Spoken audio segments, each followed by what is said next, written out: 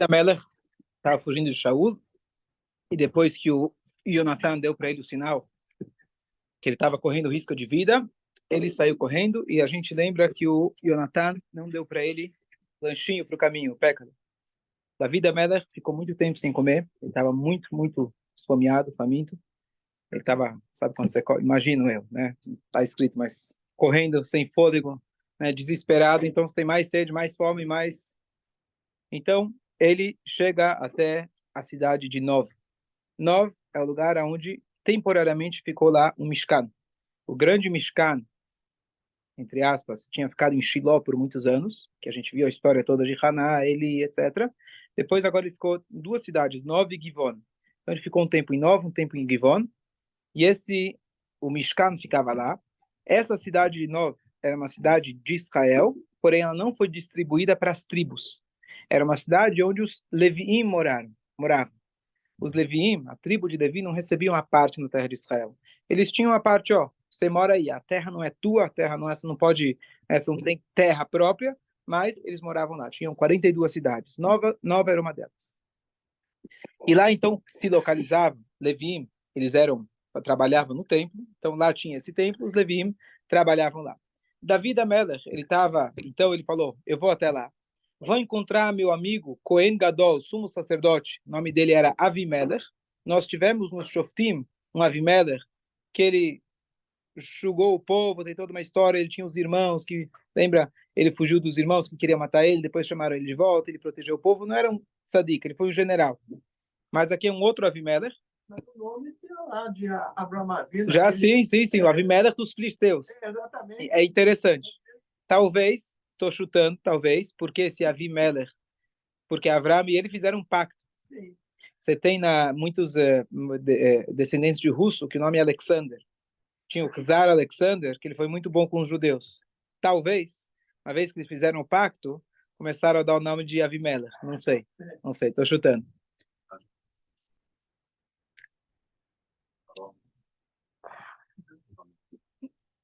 Não, Avimelech de Pristina. Bom, e aí então ele falou, eu vou até lá. Você sabe a resposta? Manda aí, escreve aí, vai escrevendo, eu vou tocando aqui. Boa. Então, a, a, ele vai até lá, ele chega até lá, só que duas coisas. Ele não ia a certeza disso? Ele fala que Avimelech é o nome do posto, igual o Faraó. Talvez nos filisteus, mas aqui Avimelech é o nome judaico. E ele não tinha um posto de rei. Então, acho que não cabe essa resposta aqui. É nome hebraico, né? E o nome é Avimelech, é pai de rei. Não seria Mas boa, ok. Fica aí como... boa, vai procurar. Isso aí, tem Google para quê? Ok. Então ele chega até lá, então ele tinha duas questões. Número um, ele não poderia falar que ele estava fugindo de Shaul, porque a questão de Shaul e Davi era uma questão muito familiar, muito íntima. As pessoas não sabiam o que estava rolando na família. E aqui já uma lição, às vezes a frase que eu escuto muito do Rabino Jacobson, ele fala, as únicas famílias perfeitas que eu conheço são as que eu não conheço. Tá certo? Então, dentro de cada mishpucha, você tem, eventualmente, alguns desacordos. E aqui era dentro da mishpucha, número um. Número dois, ele não queria contar o que ele estava fazendo, porque ele tinha medo que talvez ficassem sabendo, está fugindo do rei, quem é, por quê, como, aonde, especialmente pelo que aconteceu em seguida, e ele descobriu um indivíduo que ele não queria nunca que estivesse lá, mas estava lá.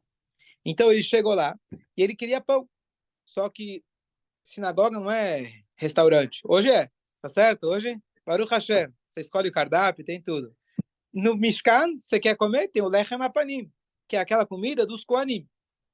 Ela pode ser ingerida por uma outra pessoa também. É o presente do Kohen, diferente de Trumá. Trumá só o Kohen pode comer. Ele pode ser ingerido por uma outra pessoa se alguém te doar.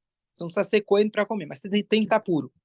Eles estranharam que Davi Amelech chegou sozinho lá, não chegou com nenhuma comitiva, afinal já estava trabalhando lá na posição real, era genro do rei, deveria ter alguém acompanhando. E ele chega e fala com Avimelech.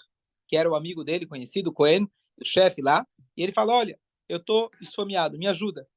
E ele falou, tá bom, mas eu não posso dar pão, só temos lechem apanim, mas não posso dar para os seus servos, porque eventualmente eles não estão puros. A Bina Mela falou, não se preocupa, não vai para os servos. Então ele deu para ele pão. Ele falou e ele viu, ele chegou no Shabat. Aqui um detalhe interessante, você não pode andar fora do perímetro, fazer uma viagem, nem que seja a pé no Shabat, a gente não sai 2 quilômetros fora da cidade. Então, se ele chegou no Shabat, logo entenderam que alguma coisa de perigo de vida estava acontecendo.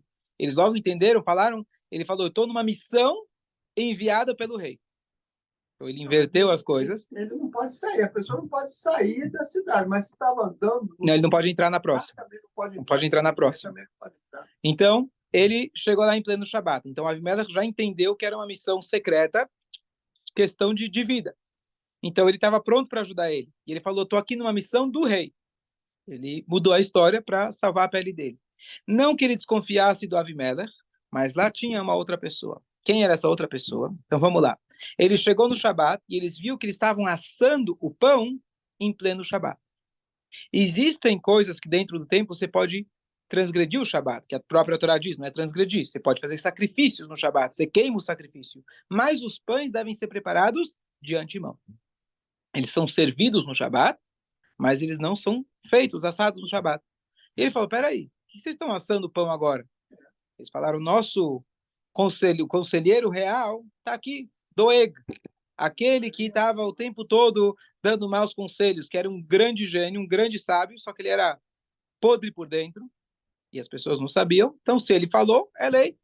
Davi da Mela Rafir falou, não, está errado, coragem, está errado e não pode se assar no Shabat.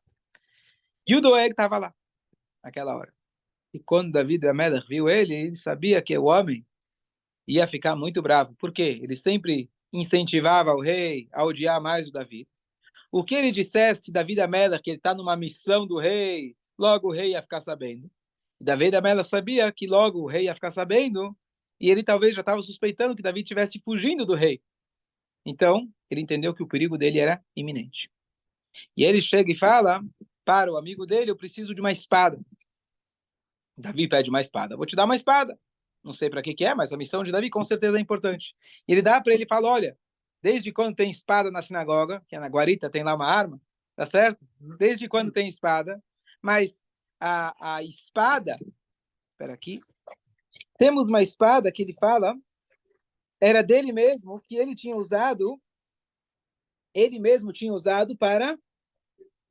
quando ele foi cortar a cabeça, bem lembrado. Então, tinha a ver com Golias, não lembrava qual parte. Quando ele cortou a cabeça do Golias, e a gente colocou ela aqui no Mishkan, escondida, como um símbolo, né? A espada que matou o nosso arqui-inimigo, e está lá atrás, escondida atrás das roupas do Cohen. Vai lá e pega essa espada. Deram para ele a espada, e Davi da Melech escapou.